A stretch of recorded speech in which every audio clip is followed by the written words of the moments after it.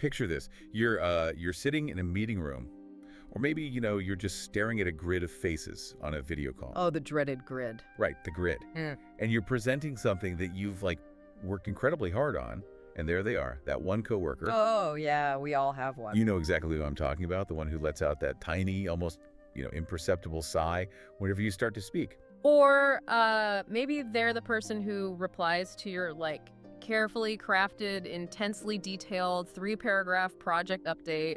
Just the single, brutal, capital letter K. Yes. Oh my gosh. Just visualizing the letter K sitting alone in an email body is enough to, spike my heart rate. It's terrifying. It really is. It is so utterly dismissive. It's essentially a digital eye roll. It hurts. I mean, it really does. It's this tiny little paper cut to the ego. And so the mission of our deep dive today is to explore exactly why our instinctual knee-jerk reactions to this kind of, daily workplace friction usually fail completely. Which they almost always do. Right. And, more importantly, how you can actually take that workplace nemesis, that person who clearly deeply does not like you, and transform them into, your absolute greatest career asset. Which sounds crazy, but it requires this massive perspective shift. Because, when we are faced with someone who simply doesn't like us, we usually default to this very primal, deeply ingrained human instinct. Like a survival thing. Exactly. It's just the overwhelming urge to fix the social rupture. We feel this intense discomfort, and our brain just starts screaming I have to make this right. I have to make them like me. Okay, let's unpack this instinct to fix it. Because if we look at the psychology behind it, it's actually tied to our evolutionary biology, isn't it? It is, yeah. Back in the day, if someone in your tribe didn't like you, you might get kicked out of the cave and, eaten by a tiger. So a sigh in a meeting genuinely feels like a survival threat to our nervous system. Exactly. Your brain isn't really distinguishing between Sarah from marketing thinks my spreadsheet is annoying and I am going to be exiled to the wilderness. Right, it's just panic. It just registers a threat to your social standing. And that panic sets the stage for the first incredibly flawed approach that most people take in the modern office. It's a trauma response, really, masquerading as politeness. You enter what we can call Camp Peacekeeper. Camp Peacekeeper. Oh, I've been there. That survival instinct dialed up to, an agonizing 11. You decide you are going to win this person over, no matter what it takes. No matter how much dignity it costs you. Right. You start buying them their favorite, artisan oat milk latte when you do a coffee run. You start laughing way, way too loudly at their completely unfunny jokes in the break room. Just trying so hard. You basically decide that if you just shower them with enough aggressive delight, they will eventually realize that you are, in fact, a delight. Right. It's the absolute full-court press of agreeableness. It's a fawning response, and it is incredibly common. But let's break down exactly why it backfires so spectacularly. Please do, because it really doesn't work. It doesn't. When you enter Camp Peacekeeper and try that hard, it just looks desperate. But the secondary consequence is actually much more damaging to your professional reputation. It makes you seem fake. Oh, wow. Yeah. Because humans have this highly attuned radar for inauthenticity. Because they already don't like you, and now you're acting wildly out of character, like you're beaming at them while your eye is literally twitching. Precisely. Think about the dynamic from their perspective. They already found you annoying for whatever reason. Maybe you talk too much, maybe you talk too little, whatever. Right. Now they are watching you perform this exaggerated, overly friendly, completely manufactured version of yourself. So you haven't cured the annoyance, you've just added a bizarre new layer to it. You're just weirder now. Yeah. Now you aren't just the annoying coworker, you are the inauthentic, manipulative, annoying coworker. You've essentially proven to them that their initial bad feeling about you was completely justified because, they can see right through the act. That is a brutal realization.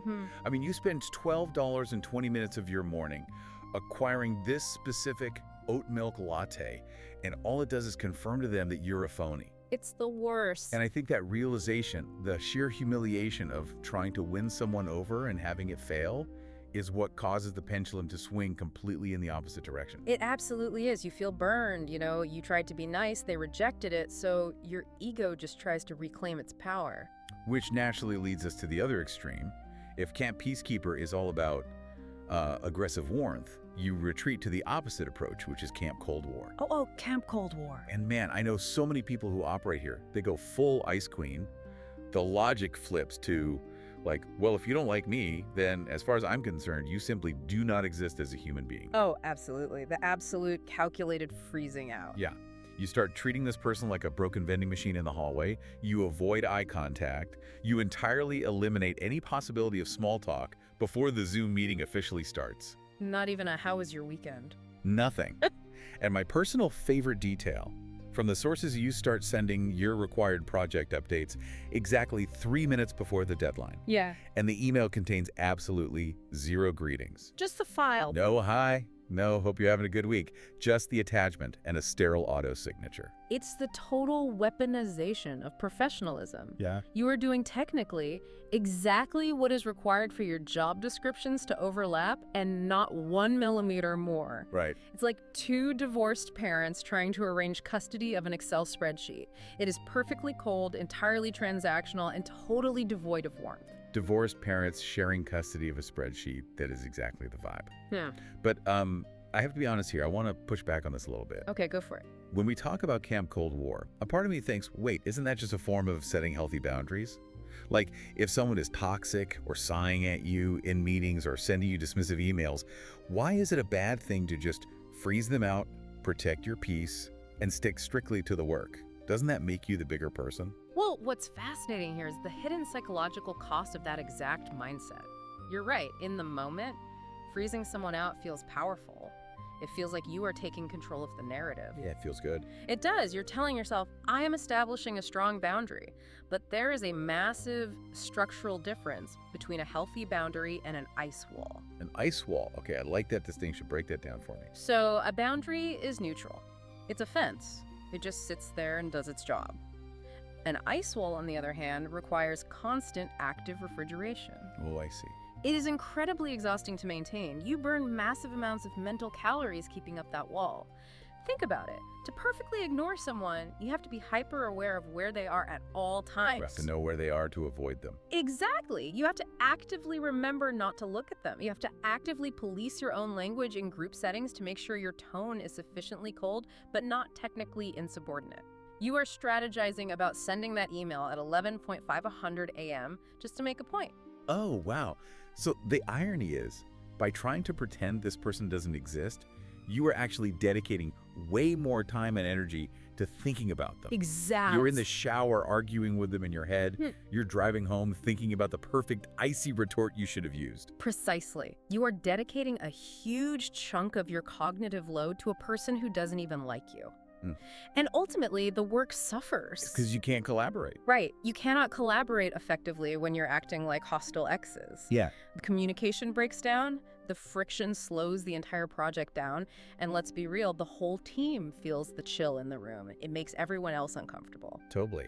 Both Camp Peacekeeper and Camp Cold War are fundamentally reactive. They're both driven by the exact same underlying weakness, which is that you are letting the fact that they don't like you dictate your behavior. Which means we need a completely different way to look at this.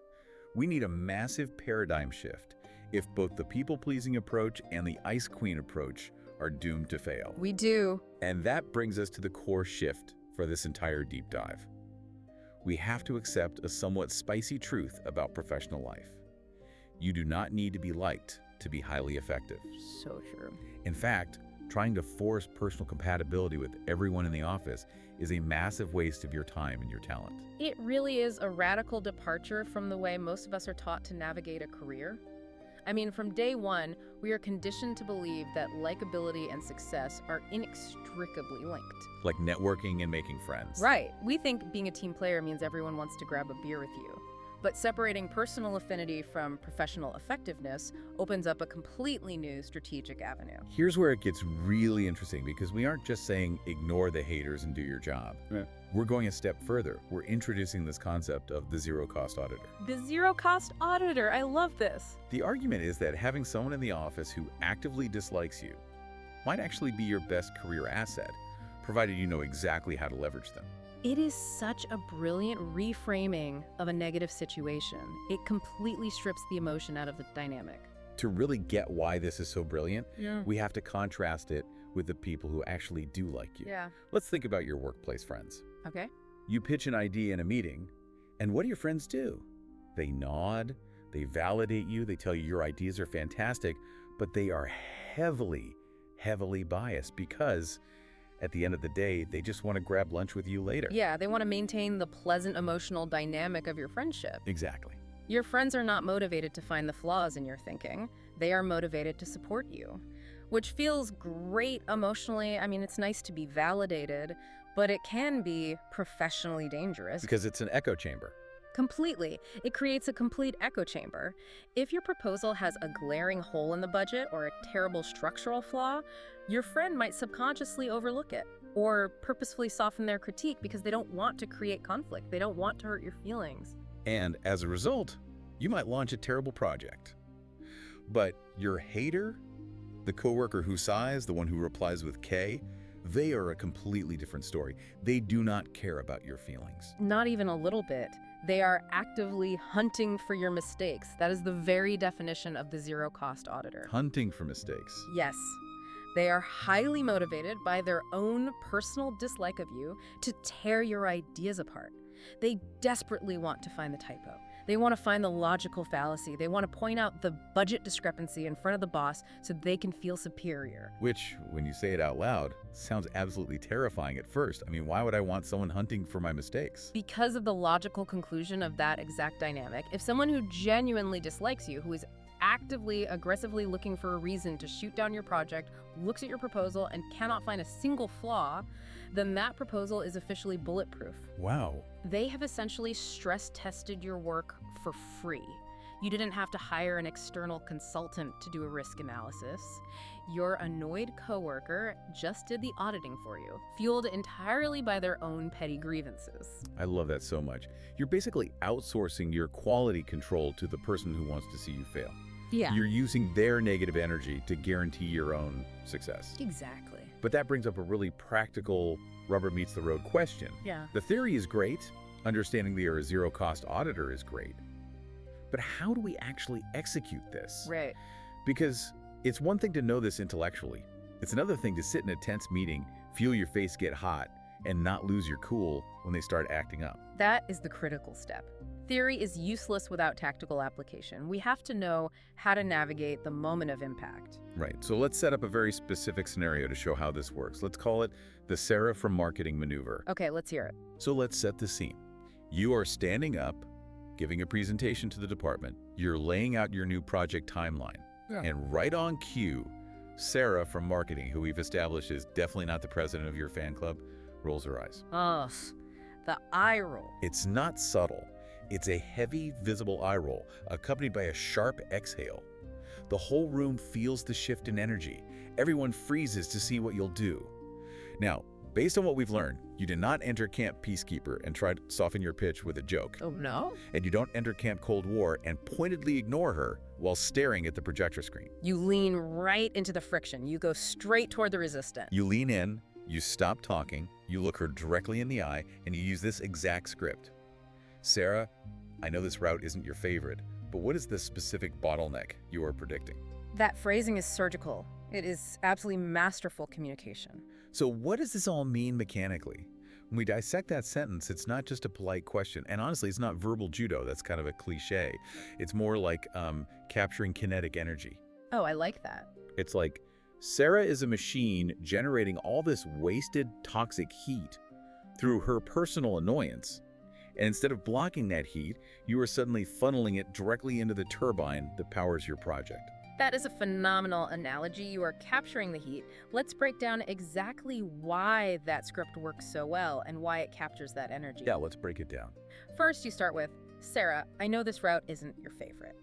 You are acknowledging the tension immediately. You aren't pretending everything is fine.